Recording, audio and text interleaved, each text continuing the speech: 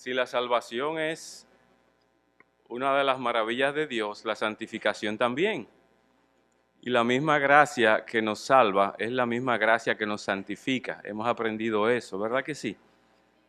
Y hemos estado enfatizando en el libro de Segunda de Pedro, en el capítulo número 1, la necesidad que tenemos nosotros de seguir creciendo espiritualmente. Y es parte esencial de la vida cristiana, nuestro crecimiento espiritual. Y Dios nos ha dado recursos para eso. Nos dio, vamos a ver, ¿quién me ayuda? Nos dio a Cristo, ¿verdad? Nos dio, ¿qué más? Su palabra para crecer y madurar. ¿Qué más nos dio? Su Espíritu Santo, así es. ¿Qué más? Nos dio hermanos en la fe para que de una manera u otra nos ayuden a crecer espiritualmente, para que crezcamos juntos en la fe. ¿Qué más nos dio el Señor? Nos dio promesas. Esas promesas, ¿verdad?, que nosotros tenemos ahí y que están en las Escrituras, que nos sirven a nosotros ¿de qué? De estímulo, de motivación para nosotros crecer espiritualmente. Segunda de Pedro, capítulo número 2, perdón, Segunda de Pedro, capítulo número 1, yo quiero que me acompañen a leer juntos este texto de las Escrituras, comenzando en el versículo número 3. Segunda de Pedro, capítulo 1, versículo 3.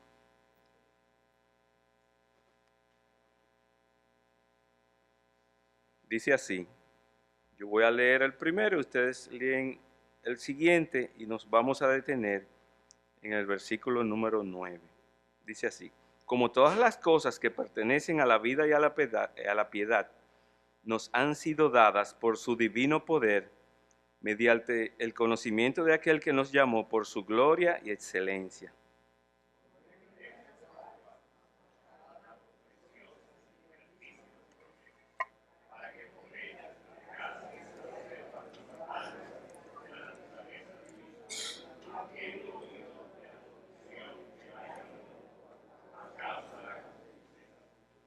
Vosotros también, poniendo toda diligencia por esto mismo, añadid a vuestra fe virtud, a la virtud conocimiento,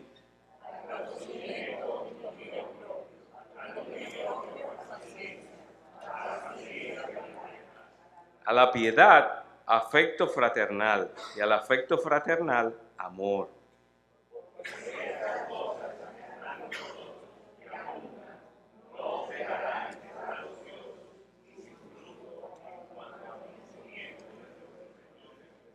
Todos. Pero el que no tiene estas cosas tiene la vista muy corta, es ciego, habiendo olvidado la purificación de sus antiguos pecados. Te damos gracias, Señor, en esta noche porque nos permites ir a tu palabra y poder extraer esa riqueza de tu enseñanza. Y te pedimos, Señor, que tú nos ayudes a reconocer, Señor, lo que tú nos estás hablando, y a que nosotros respondamos a ella con un corazón presto y diligente. Y que tú nos des lo que nosotros necesitamos, esa gracia, para poder entender y poder obedecer. Te lo pido, Señor, en el nombre de Jesús. Amén. El texto también dice que nosotros debemos añadir a la fe viene siendo como la zapata de la construcción. En la escuela de Belén se estaba construyendo en esta semana una zapata. ¿Para qué? Para construir un nuevo edificio. Miren, la tierra, la calidad de la tierra no es muy buena, aparentemente. Y tenían que hacer una buena zapata y para eso se buscó una persona que tenía las condiciones y las capacidades para que pueda determinar la calidad de la zapata que tenía que hacerse. Porque si no, mientras estuviera construyendo, ¿qué le iba a pasar al edificio? Posiblemente se podía caer. Y de hecho, por ahí hay cerca, ¿verdad?, un riachuelo, ¿verdad?, que puede erosionar el agua en la profundidad, puede erosionar la tierra. Y finalmente el edificio se puede caer. Y como nosotros no queremos que el edificio se caiga, ¿verdad?, se buscó de un experto para que determinara las condiciones en que debía estar esa zapata. En la vida de nosotros, en la vida espiritual, nosotros tenemos una zapata. ¿Cuál es? La fe. Habiendo puesto nuestra fe en el Señor Jesucristo, ¿verdad?, nosotros podemos construir un edificio en nuestra vida como si fuera un edificio, ¿verdad?, con firmeza y con consistencia. Y debemos procurar, hermanos, ya que tenemos la zapata de la fe, estas 7 cualidades o 7 virtudes para nosotros poder crecer en la fe. 7 cualidades comienzan en el versículo número 5. La primera, ¿cuál fue? Poniendo toda diligencia a esto mismo, añadid a vuestra fe virtud. Hablamos que la virtud es la excelencia, ¿verdad? Excelencia, luego dice a la virtud conocimiento. El versículo 6 dice al conocimiento dominio propio, al dominio propio paciencia, a la paciencia piedad, a la piedad afecto fraternal y al afecto fraternal amor. Son 7 cualidades, pero oiga, es muy importante que entendamos que no son 7 cualidades humanas. Aquí se está hablando en términos espirituales. ¿Qué quiere decir eso?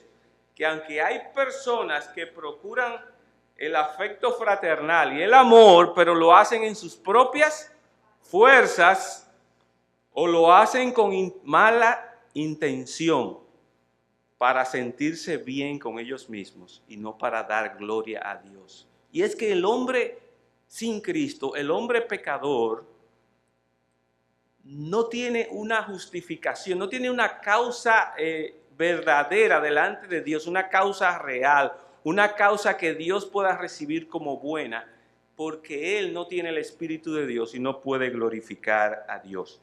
El texto dice aquí que nosotros debemos añadir a nuestra fe, y la palabra añadir es dar en abundancia y con generosidad. La virtud, en este caso, que era la primera de la excelencia, es aquella que podemos ver en Cristo. La excelencia es aquella virtud que pudimos ver aquí en Cristo, según nos lo narran los evangelios, y es aquella en la cual nosotros debemos procurar.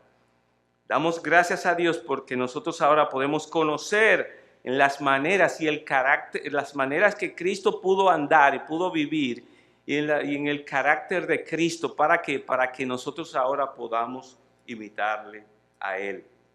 En segundo lugar, vimos el conocimiento. El conocimiento es ese entendimiento y sabiduría que vienen como resultado de comprender y aplicar la verdad. ¿De qué? La verdad de las Escrituras. No hay verdad fuera de Dios, no hay verdad fuera de Jesucristo, no hay verdad fuera del Espíritu Santo, porque Él es el Espíritu de verdad, y no hay verdad fuera de la palabra de Dios. La palabra de Dios es nuestra referencia para todas las cosas de esta vida. Y aún de lo que la palabra de Dios no pueda hablar, oigan eso, aún así hay principios en la palabra de Dios que nos permiten a nosotros llegar al conocimiento de esa verdad, aún en un área específica de la vida. De manera que, ¿verdad?, le demos el valor que se merece a la palabra de Dios, porque la palabra de Dios es la que nos permite a nosotros conocer la verdad. Eso es muy bueno y muy importante, que nosotros podamos entender que todo conocimiento al cual nosotros podamos llegar tiene que ser por medio de las Escrituras. Ahora, ¿no son valiosos aquellos libros que nosotros tenemos acceso? Claro que sí. Aquellos libros que no son, ¿verdad?, relacionados con la Biblia tienen un valor, pero siempre tienen que estar, su enseñanza siempre tiene que estar filtrada por medio de ¿quién? De la palabra de Dios. Luego debemos añadir, dice el texto, al conocimiento dominio propio. Esta fue nuestra última de las cualidades que nosotros vimos. Y el dominio propio, decíamos que no es más que literalmente lo que quiere decir es contenerse, autocontenerse, es autocontrol.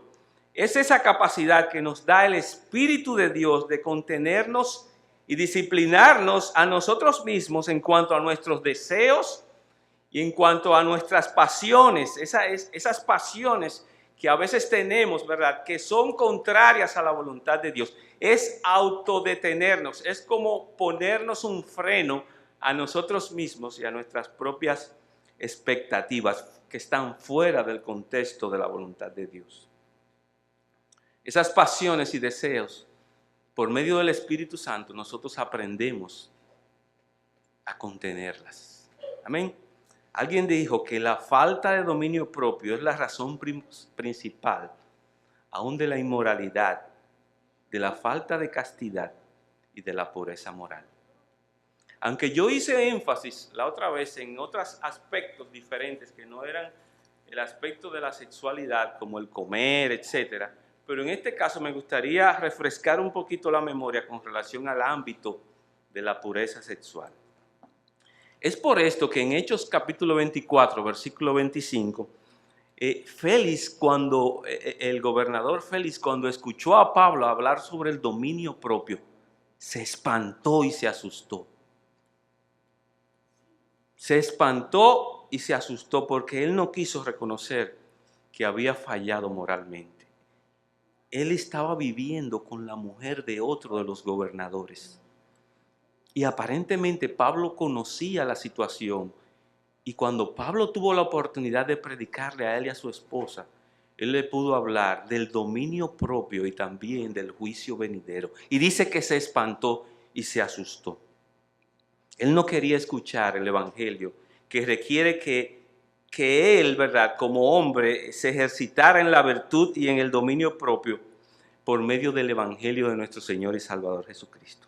Y Pablo le estaba advirtiendo a él y por eso él se espantó y no quiso escucharlo, y lo que le dijo fue: basta, Pablo, en otra ocasión yo hablaré contigo. Podemos pensar, hermanos, que somos libres cuando no tenemos restricciones en nuestras vidas o cuando no tenemos que restringir nuestros deseos carnales. Podemos pensar que somos libres para comer, libres para beber. Podemos pensar que somos libres para acostarnos a la hora que querramos o que somos libres para hacer cualquier otra cosa que deseemos. Pero de acuerdo a las Escrituras, las personas que creen que esto es libertad, realmente esto es esclavitud. ¿Se recuerdan de las Olimpiadas de Río de Janeiro del año 2016? ¡Qué preciosa inauguración! ¿Se recuerdan? Un despliegue de arte increíble. El tema era la naturaleza. ¡Wow! ¡Qué belleza! Los colores, cómo los combinaban, las personas que participaron en el acto, increíble todo aquello. El tema fue la madre naturaleza advirtiendo a las personas y a los visitantes sobre la contaminación y el calentamiento global. ¡Wow! Precioso aquello. Eran 15 días de competencias. 450,000 preservativos se distribuyeron allí entre los 10,500 atletas.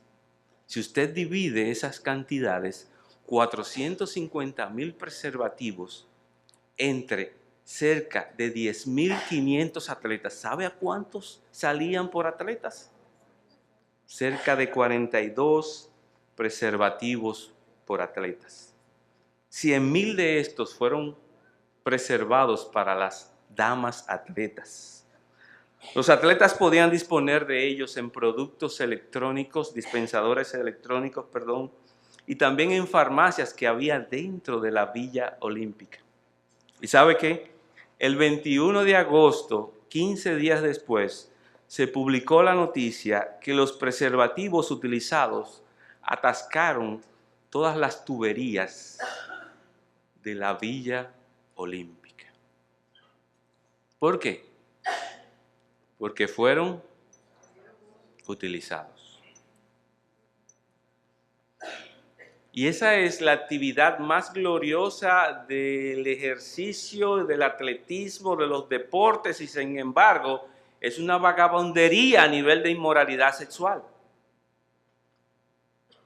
Eso es un ejemplo de cómo este mundo, ¿verdad? Cómo la mentalidad de este mundo ha sido dañada por el pecado y cómo el mundo, ¿verdad?, está dirigido de una manera u otra a satisfacer los deseos sexuales de una manera u de otra.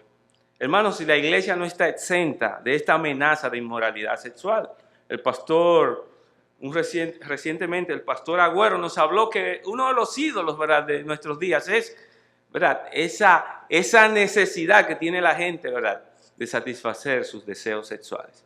Mire lo que dice en el libro de 2 de Pedro, capítulo número 2, versículo número 18. La iglesia no está exenta con relación a este asunto de la inmoralidad sexual. Pues hablando cosas infladas, ¿de quién está hablando? Está hablando aquí de los falsos maestros y profetas que Pablo en el libro de Hechos capítulo 20 dijo que se iban a infiltrar dentro de la iglesia. Falsos maestros y falsos profetas. Pues ellos hablan palabras infladas y palabras vanas, seduciendo con concupiscencias de la carne y disoluciones a los que verdaderamente habían huido de los que viven en el error. Versículo 19. Les prometen libertad y son ellos mismos esclavos de corrupción, porque el que es vencido por alguno es hecho esclavo ¿de quién? Del que lo venció. La iglesia, hermanos, no está exenta de esta realidad de la inmoralidad sexual. ¿Crees que eres libre? Si eres vencido por la comida, si eres vencido por el sexo, si eres vencido por el sueño, si eres vencido por los deseos de tu carne, entonces no eres libre, sino que dice aquí la Escritura que eres un esclavo. Pues dice el texto que hablan palabras infladas y vanas, y ellos seducen con concupiscencia de la carne y disoluciones a los que verdaderamente habían huido de los que viven en error. Ellos prometen libertad, pero realmente ellos son ¿qué? Esclavos de sus mismos errores y pecados. La visión bíblica del dominio propio va mucho más allá de la fuerza de voluntad. Yo voy a poder, yo voy a salir de este pecado. Así dicen muchos jóvenes, pero va más allá de lo que podemos hacer por nuestra propia cuenta. Es algo, todo esto que está mencionado aquí, y específicamente el dominio propio, es algo sobrenatural que viene del Espíritu de Dios. Y todos aquellos que tenemos el Espíritu de Dios podemos disfrutar del dominio propio.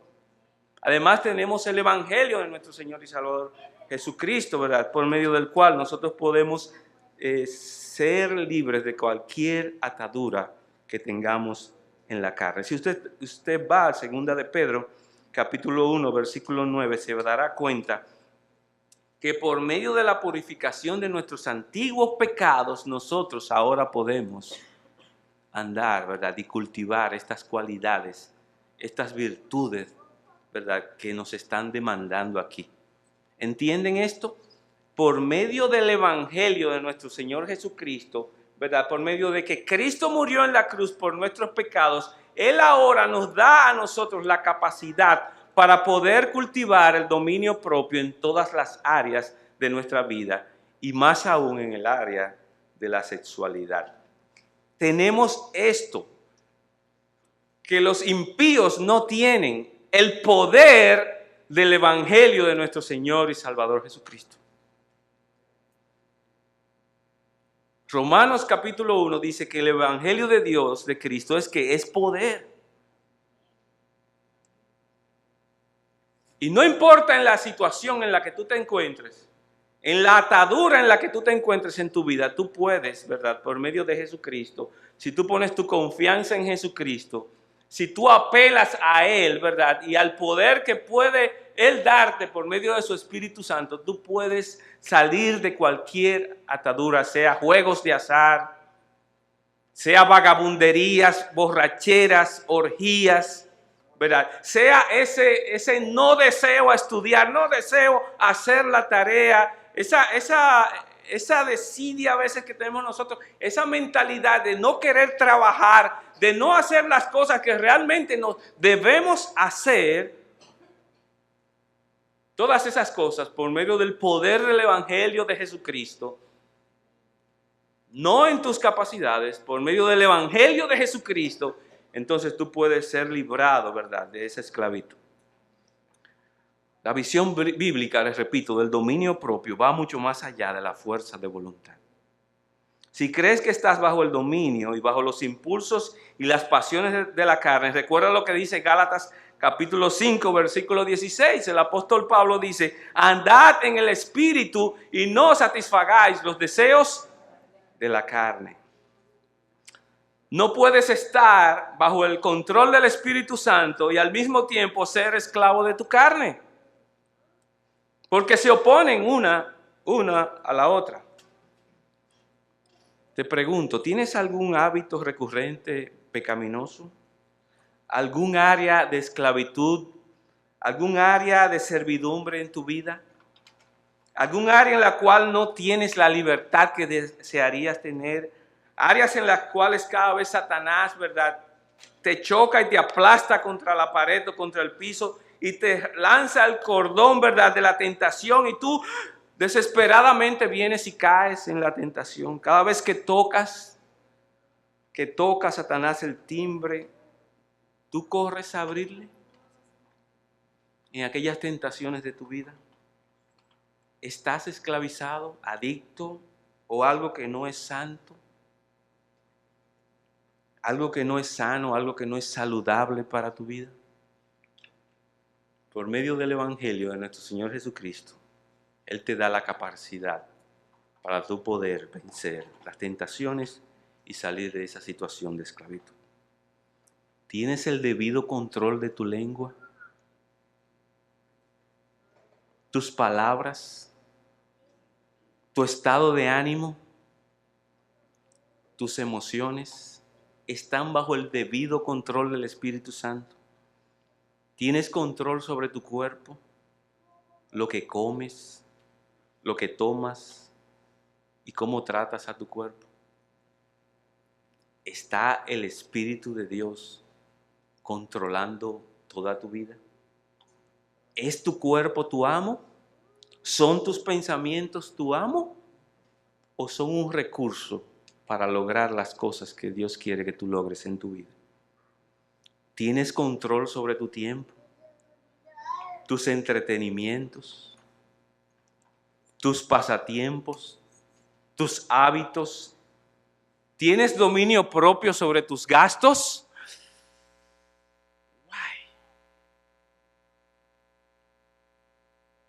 ¿Y qué tal con relación a todo lo que tiene que ver con el internet, la televisión, la música que escuchas? ¿Estás bajo el control de la esclavitud o estás bajo el control del Espíritu Santo? Todo esto yo lo menciono porque es muy importante reflexionar en lo que aquí se nos está demandando, y se nos demanda que seamos diligentes, hermanos, seamos diligentes de una manera u otra en procurar, ¿verdad?, adquirir o desarrollar en nosotros esta preciosa cualidad que es el dominio propio. Pero sigue el texto diciendo que nosotros debemos añadir al dominio propio paciencia, perseverancia. Literalmente la palabra perseverancia significa permanecer debajo. Es esa perseverancia o resistencia para hacer lo que es correcto, sin ceder a las tentaciones y a las pruebas. Para MacArthur es el poder para mantenerse firme sin dar el brazo a torcer. Todavía más dice que es la virtud que puede soportar, no solo con resignación, sino con la motivación de vida en base a una esperanza vibrante que tú tienes del poder y del control del Espíritu Santo en tu vida. La perseverancia, dicen muchos, que no es pasiva, sino que es activa. tiene que ver con tu superación, ¿verdad? Confiando en Cristo y en el poder del Espíritu Santo, superación hacia las dificultades. Tiene que ver no solo con sobrevivir estas situaciones, sino que las superas respondiendo a ellas con fe y con gozo. Sobreponerte a las circunstancias difíciles, pero con fe y con gozo. Eso es perseverancia. Alguien dijo una vez que indignación y la ira son contrarios a la perseverancia. ¿Ustedes creen? Y la razón por la cual este autor decía esto es porque a veces nosotros tratamos de sostenernos en medio de la aflicción con los dientes así como yo voy a soportar, pero a veces no tenemos el ánimo debido, o la fe debida o el gozo debido. Y por eso a veces reaccionamos ante las pruebas con quejas, con murmuraciones o, ay, ¿cuándo es que esto va a terminar? La palabra de Dios dice que Dios es el Dios de toda paciencia. Y la palabra de Dios dice en el libro de Isaías 53 que Cristo es el modelo perfecto en lo que tiene que ver con la paciencia. De hecho, en el libro de Santiago se nos dice que mientras nosotros aguardamos, ¿verdad?, esa esperanza gloriosa de la venida de nuestro Señor Jesucristo, debemos ser como los agricultores que con paciencia esperan que la lluvia tardía o la lluvia temprana. Claro, hay muchos campesinos dominicanos que no le paran mucho a eso y han dejado el campo y la siembra y se han ido detrás de su motoconcho. Pero la palabra de Dios dice muy clara que este es un buen ejemplo cómo los agricultores esperan con paciencia la lluvia que les va a permitir a ellos ver sus frutos, ver su siembra producir, y así nosotros también debemos ser pacientes en este sentido. La pregunta, ¿verdad?, interesante que podríamos hacer es, ¿qué tal? ¿Cómo estás tú con relación a la paciencia? Santiago capítulo 1, versículos 2 y 4 dice, tened por sumo gozo cuando os halléis en diversas pruebas, sabiendo que la prueba de vuestra fe produce paciencia, y que la paciencia, luego que ha sido perfeccionada, resulta para que nosotros seamos completos, capacitados, maduros, perfectos, equipados, sin que nos falte nada. ¿Quieres ser espiritualmente maduro? ¿Qué debes hacer? Entonces tienes que cultivar la paciencia y la perseverancia. ¿Quieres tener constancia en tu vida? Entonces tienes que tener pruebas. Necesitamos pruebas. ¿Necesitamos mandarlas a buscar? Ellas llegan solas. Así es, tienes que tener, ¿verdad? Necesitamos pruebas en nuestras vidas para que nosotros seamos probados y para que seamos perfeccionados a la imagen de Jesucristo. Miren lo que dice 1 Corintios 9:27. Dice Pablo que él golpea su cuerpo. Un momentito, no es que nos vamos a lacerar como algunos hacían en la antigüedad. Golpeo mi cuerpo y lo pongo en servidumbre, no sea que habiendo sido heraldo para otros, yo mismo venga a ser eliminado. ¿De qué le está hablando?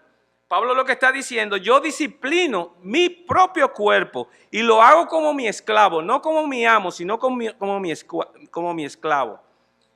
Y él se dice a sí mismo, le dice a su cuerpo, cuerpo, no vas a tener control de mi vida. Emociones no van a tener el control de mi vida. Señor Jesús, ven y haz tú tu obra en mí y ayúdame a ser paciente. Ayúdame a esperar en medio de las dificultades. Ayúdame a perseverar en medio de estos tiempos tan difíciles. Mi cuerpo no será mi esclavo, es una buena determinación. Mi cuerpo va a ser un instrumento, nunca va a ser mi esclavo. Nunca, de ahora en adelante, mi cuerpo, mi mente, mis emociones no van a ser mi amo. La paciencia, dice, debemos añadir a la paciencia piedad. ¿Qué es la piedad? Dice el texto o los escritos, ¿verdad?, que hemos visto o hemos estudiado, que la piedad es vivir con reverencia, lealtad y obediencia a Dios. Tiene que ver con la devoción a Dios. Tiene que ver con la piedad hacia Dios. la gran autora, ¿verdad?, que quizás muchos de ustedes escuchan, la hermana Lee de Moss, que ahora se cambió el apellido, dice que es vivir una vida que es piadosa o moralmente buena delante de Dios. Dice ella también que es la adoración correcta, esa vida de devoción a Dios, esa piedad es la adoración correcta, es tener una actitud correcta hacia Dios que se manifiesta en un tipo adecuado de vida, en una vida dedicada a Dios, en una vida de respeto a Dios, en un culto a Dios y de reverencia hacia Dios. El gran predicador que ahora mismo está enfermo, bien interno, en cuidados intensivos, R.C. Sproul, le llamó a la piedad vivir la vida de cara a Dios. Y él llegó a decir lo siguiente: no debemos segmentar nuestras vidas dándole un poco de tiempo a Dios, un poco de tiempo a nuestros negocios, a nuestra educación y un poco de tiempo para nosotros mismos. La idea es vivir toda nuestra vida delante de la presencia de Dios, bajo la autoridad de Dios y para el honor y la gloria de Dios. Y de eso se trata la vida cristiana. D.L. Moody dijo en una ocasión que tú eres realmente, tu devoción a Dios se manifiesta en lo oscuro, donde nadie te está viendo. La piedad significa que no existen categorías. Es vivir toda la vida, ya sea que coma o que beba o que haga cualquier cosa, que lo haga para la gloria de Dios. Pedro nos dice en este pasaje la forma como se da este proceso. Comienza por la fe y tenemos que pasar por las otras cualidades que ya hemos mencionado para que podamos llegar a lo que tiene que ver con la piedad. ¿Entienden el punto?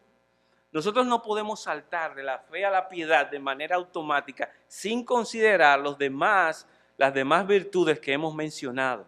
Excelencia, conocimiento, dominio propio, perseverancia. No podemos brincarnos, ¿verdad?, la soga, ¿verdad?, de todas estas cualidades y llegar de la fe directamente a lo que estamos explicando ahora, que es, ¿verdad?, esa devoción a Dios. Necesitamos las demás virtudes para nosotros tener un entendimiento correcto, ¿verdad?, de lo que tiene que ver con nuestra devoción a Dios. No puedo creer en la piedad sin las virtudes anteriores. Por ejemplo, en 1 Timoteo 4, versículo 7, se nos habla de que nos debemos ejercitar para la piedad. Y muchos de nosotros sabemos que lo que aquí se está diciendo en pocas palabras es que nosotros debemos ejercitarnos o entrenarnos en la piedad. Y esto habla de un proceso. Y la palabra que se utiliza aquí es gimnasio. Miren, una de las bendiciones que yo puedo ver cuando voy al gimnasio es que yo como que me pongo fuertecito. De hecho, en estos días mi suegra me llegó a decir, oh, pero Ariel tiene unos brazos, está desarrollando. Y yo hasta me lo creí. Pero dejé de ir un mes al gimnasio y después yo dije, ay Señor, ¿y qué es esto?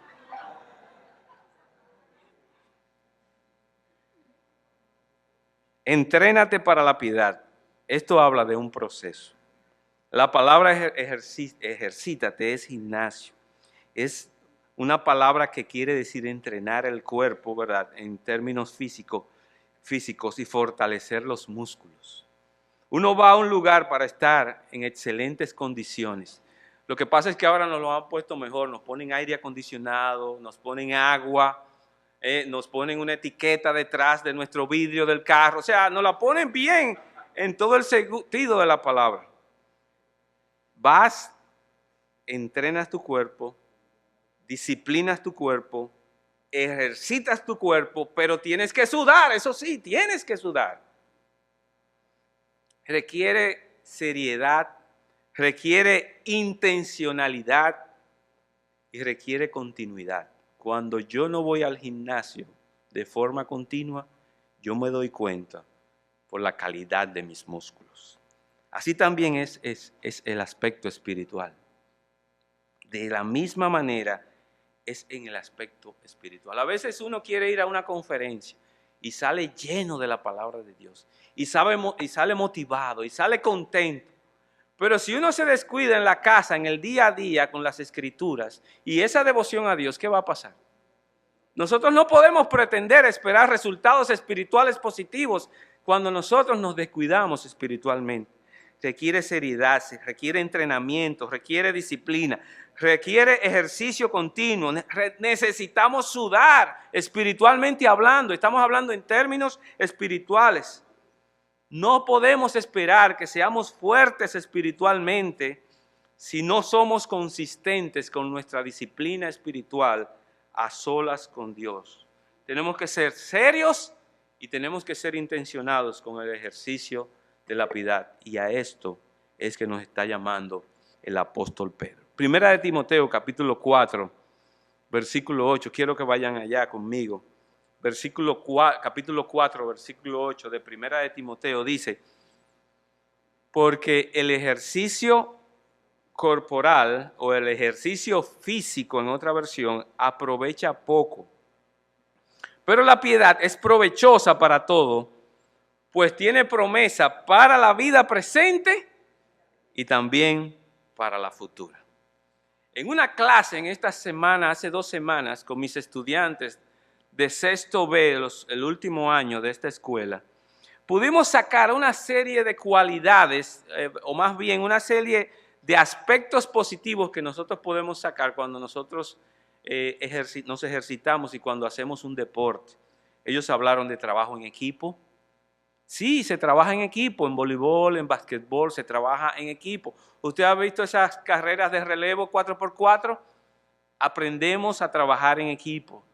Trabajamos práctica, disciplina, resistencia.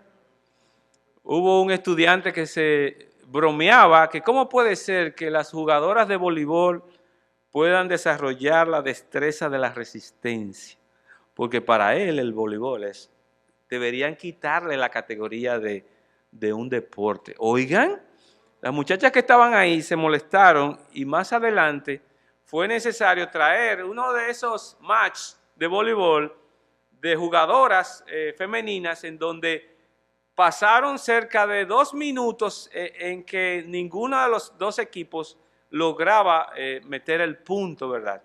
Y ahí él se dio cuenta de una manera u otra que realmente aún nosotros podemos obtener resistencia por medio de los deportes. Conseguimos orden, ¿verdad que sí? Hay un manager, hay jugadores, hay algunos que tienen que quedarse en la banca, a veces están con mala cara porque los dejaron en la banca. Es cuestión de orden. Tenemos un manager. Es que no me dejan jugar. A veces los papás intencionados están en las gradas. Pero ¿por qué no entran a mi hijo a jugar? Es cuestión de orden. ¿Entienden? Todas esas son cualidades que nosotros podemos sacar de manera positiva de los deportes. Aprendemos a divertirnos también con los deportes y también aprendemos a perder y a ganar. ¿Verdad que sí? Todo eso, ¿verdad? Son cualidades positivas que nosotros podemos sacar cuando nos ejercitamos físicamente. Pero el texto de 1 de Timoteo 4:8 dice que el ejercicio corporal para poco es provechoso. Es provechoso y nos hemos dado cuenta, lo hemos analizado aquí, pero para poco, y no es que queremos minimizar la bondad del ejercicio corporal. Es que queremos que usted vea la dimensión que Pedro nos quiere llevar con relación al ejercicio espiritual. Es mucho más beneficioso. ¿Por qué? Porque de él tenemos bendiciones, tenemos promesas, no solamente para esta vida, sino también para la vida venidera. Entonces, ¿cómo se hace todo esto espiritualmente? Requiere disciplina y requiere paciencia en términos espirituales. Yo les animaría a que lean buenos libros. Los libros nos ayudan en nuestro crecimiento espiritual. Yo quiero animarles a escuchar música, pero buena música. Esto nos ayuda espiritualmente. Yo quiero animarles a que ustedes tengan relaciones con otros amigos, porque por medio de las relaciones con otros amigos nosotros podemos crecer. A veces yo estoy hablando con uno de mis compañeros, ¿verdad? En las clases, y de buena primera él habla de un libro y yo rápidamente voy y lo busco y me doy cuenta de la bondad y la bendición de ese libro que puede representar para mí. Y de una manera u otra o lo adquiero o se lo pido prestado.